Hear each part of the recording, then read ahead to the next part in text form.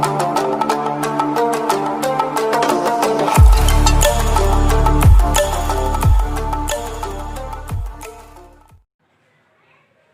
दोस्तों, मैं Sulabh Gupta maths IQ पर आपका स्वागत करता हूं।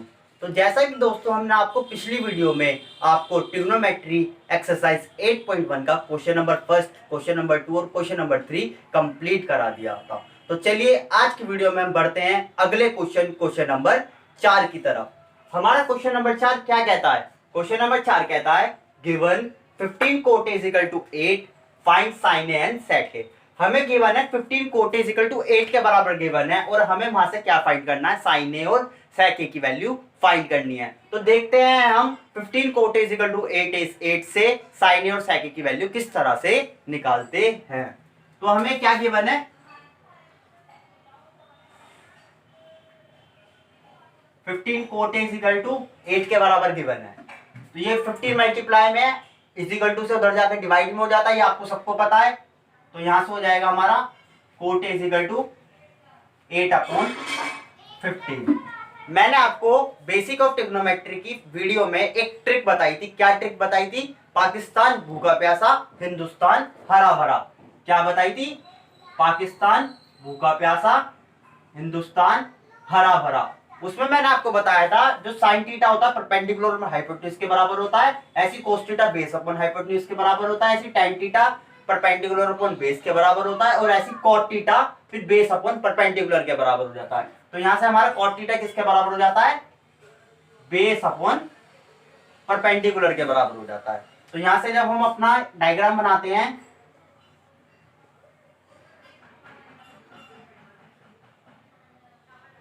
ये बनता है, ये कोई A है, ये B है, ये C है, ये कोई एंगल A बनता है। मैंने आपको उसमें बताया था कि A के अपोजिट जो होती है साइड, वो हमारी क्या कहलाती है? ये कहलाती है परपेंडिकुलर। जिस पर 90 डिग्री और एंगल होता है उसको हम बोलते हैं बेस, और जो सबसे लंबी वाली साइड होती है वो होती है हाइपोटेन्यूज। ये उस वीडियो में बताया था। जिस बच्चे ने वो वीडियो ना देखी हो, ऊपर आई बटन पर जाकर हमारी बेसिक ऑफ ट्रिग्नोमेट्री की दोनों वीडियो भी देख सकते हैं। तो यहां से हमने देखा कि बेस की वैल्यू कितनी थी हमारी? 8। तो बेस की वैल्यू 8 हो गई और हमारे परपेंडिकुलर की वैल्यू कितनी हो गई? 15। अब हमें क्या निकालना है? इसमें हाइपोटेन्यूज निकालना है, क्योंकि साइन थीटा की वैल्यू क्या होती है? Perpendicular hypotenuse. इसके लिए हमें हाइपोटेन्यूज निकालना पड़ेगा। तो हाइपोटेन्यूज किस तरह से निकालते हैं? हाइपोटेन्यूज निकालने के लिए हमें क्या निकालना होता है? पाइथागोरस थ्योरम लगानी होती है, by BPT theorem, by Pythagoras theorem. Pythagoras theorem क्या होती है ये भी हमने बताया था आपको। हाइपोटेन्यूज का whole square is equal to perpendicular square plus base का होल स्क्वायर। तो हम हाइपोटेन्यूज हमें निकालनी है। परपेंडिकुलर हमें कितना गिवन है? 15 का होल स्क्वायर प्लस बेस कितना है हमें? 8 का होल स्क्वायर। तो यहां से हमारा h square is equal to 15 या 2 to 5, और ये हो जाएगा हमारा 64। इतना आ गया। अब यहां से हमारा क्या हो जाएगा? h square is equal to 5 4 9 6 2 8 289 आ जाएगा। तो यहां से हमारा h इज इक्वल टू कितना आ जाएगा? √289, और 17 का स्क्वायर रूट कितना होता है? 289। तो यहां से हमारा क्या आ जाएगा? h की वैल्यू कितनी आ गई? 17 आ गई। अब हमें किसकी वैल्यू निकालनी थी? साइन ए की। साइन ए किसके बराबर होता है? परपेंडिकुलर हाइपोटेन्यूज के बराबर होता है। अब हमें परपेंडिकुलर वैल्यू कितनी है? 15 है, और हाइपोटेन्यूज की वैल्यू कितनी निकली है अपनी? 17। तो यहां से साइन ए की वैल्यू कितनी आ गई? 15/17। और हमारी सेक ए किसके बराबर होता है? हाइपोटेन्यूज अपॉन बेस के बराबर होता है। हाइपोटेन्यूज अपॉन बेस हो गया। हाइपोटेन्यूज की वैल्यू कितनी निकाली थी हमने? यहाँ से 17 निकाली थी। ये हो गया 17, और बेस की वैल्यू कितनी है? 8। ये हो गई हमारी 17/8 सेक ए की वैल्यू। तो यहाँ से हमारा क्वेश्चन नंबर 4 होता है कंप्लीट। तो चलिए बढ़ते हैं अगले क्वेश्चन नंबर 5 की तरफ। क्या कहता है हमारा क्वेश्चन नंबर 5? क्वेश्चन नंबर 5 कहता है given sec theta is equal to 13/12, calculate all other trigonometric ratio. हमें sec theta is equal to 13/12 given है, और इससे हमें सारे के सारे ट्रिग्नोमेट्रिक रेशियोज निकालने हैं। सारे ट्रिग्नोमेट्रिक रेशियो का मतलब है साइन थीटा की वैल्यू, कॉस थीटा की वैल्यू, tan थीटा की वैल्यू, cot थीटा की वैल्यू, sec थीटा की वैल्यू गिवन है, और cosec थीटा की वैल्यू एक गिवन है। 5 और निकालने हैं ट्रिग्नोमेट्रिक रेशियो। अब देखते हैं कि एक जब एक गिवन होता है उससे हम 5 ट्रिग्नोमेट्रिक रेशियो किस तरह से निकालते हैं देखिए।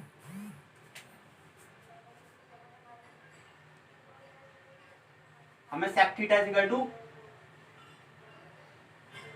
13/12 गिवन है, वही पाकिस्तान भूखा प्यासा, हिंदुस्तान हरा भरा। यहां से sec थीटा किसके बराबर हो गया, हाइपोटेन्यूज अपॉन बेस के बराबर हो गया। पाइथागोरस लगाएंगे, पाइथागोरस क्या होती है, by BPT theorem, by Pythagoras theorem, ठीक है। तो ये होता है आपका हाइपोटेन्यूज का whole square is equal to base का square is equal to perpendicular का होल स्क्वायर। यहां से हमारा हाइपोटेन्यूज हो गया 13 का होल स्क्वायर, बेस हो गया 12 का होल स्क्वायर प्लस परपेंडिकुलर का होल स्क्वायर, ठीक है। 13 का स्क्वायर किसके बराबर होता है, 169 के, 12 का 144 के प्लस परपेंडिकुलर का होल स्क्वायर हमें निकालना है। ये उधर ये प्लस का इज इक्वल टू से उधर जाके काय में होगा, माइनस में होगा। 169 minus 144 is equal to perpendicular square, ये हो जाएगा आपका 25 is equal to perpendicular square. तो यहां से हमारा आया परपेंडिकुलर इज इक्वल टू √25। तो यहां से हमारा परपेंडिकुलर की वैल्यू कितनी आ गई, 5। कितनी आ गई परपेंडिकुलर की वैल्यू, 5। परपेंडिकुलर 5 हो गया, हाइपोटेन्यूज 13 हो गई, बेस हो गया 12। अब निकाल सकते हैं सारे के सारे ट्रिग्नोमेट्रिक रेशियो। साइन थीटा किसके बराबर होता है, परपेंडिकुलर हाइपोटेन्यूज के बराबर होता है। परपेंडिकुलर की वैल्यू कितनी है हमारी, 5 निकली है, और हाइपोटेन्यूज कितना है हमारा 13। कॉस थीटा किसके बराबर होता है, base upon hypotenuse.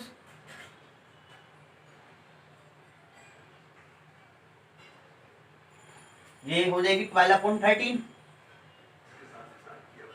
tan theta किसके बराबर होता है, perpendicular upon base. Perpendicular upon base होता है, बेस कितना है 12, वो परपेंडिकुलर कितना है 5 और बेस कितना है 12, 5/12 हो गया।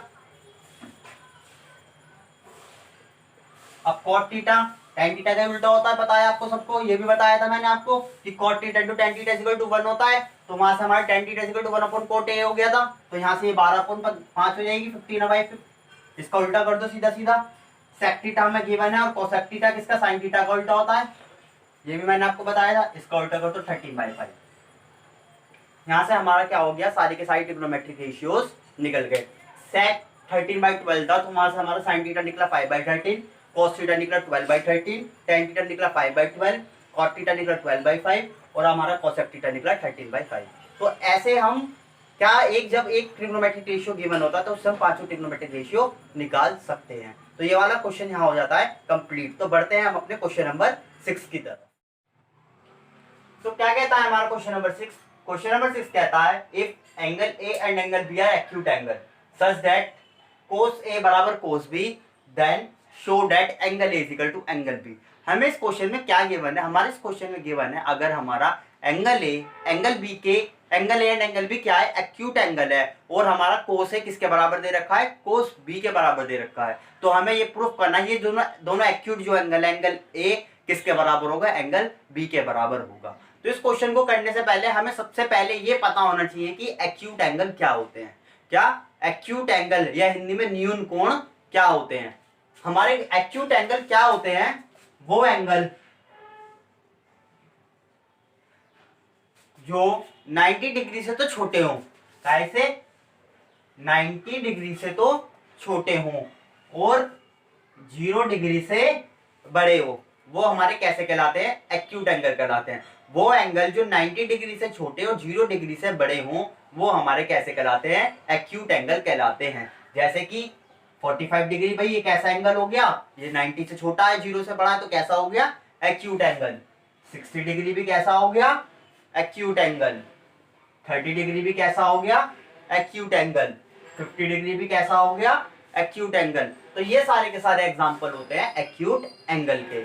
तो इससे हमें पता लग गया जो एंगल ए और एंगल बी होगा वो कैसा होगा, 0 और 90 के बीच में लाई करेगा। तो अब देखते हैं इस क्वेश्चन का सॉल्यूशन कैसे हम फाइंड करेंगे कि एंगल ए एंगल बी के बराबर होता है। सबसे पहले हमने क्या करा,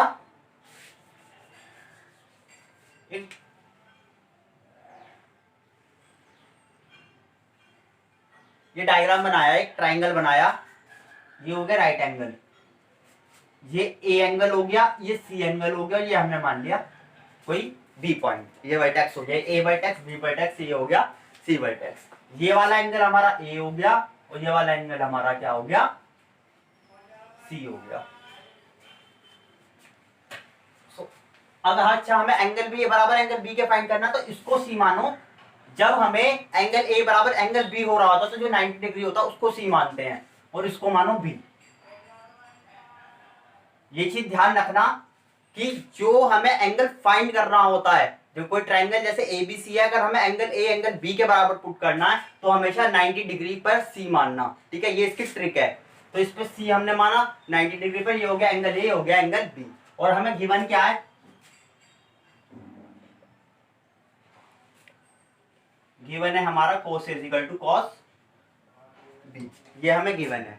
अब हम देखते हैं cos A के लिए ये एंगल हो गया और इस एंगल के अपोजिट साइड क्या कहलाती है, परपेंडिकुलर कहलाती है, ये हमने बेसिक ऑफ ट्रिग्नोमेट्री में बताया था। तो ये हमारा इसका परपेंडिकुलर हो गया, ये बेस हो गया, ये हाइपोटेन्यूज हो गई। अब हमें पता है पाकिस्तान भूखा प्यासा, हिंदुस्तान हरा भरा से जो cos थीटा होता है बेस अपॉन हाइपोटेन्यूज के बराबर होता है। बेस क्या हो गया AC और हाइपोटेन्यूज क्या हो गई AB। अब आगे cos B की बात। अब cos B में ये एंगल B हो गया, ये A हो गया, ये C हो गया 90 डिग्री पे। अब cos B ये वाला एंगल हो गया, तो इसके लिए ये बेस हो जाएगा, ये परपेंडिकुलर हो जाएगा, ये हाइपोटेन्यूज हो जाएगी। तो इसकी वैल्यू क्या हो जाएगी,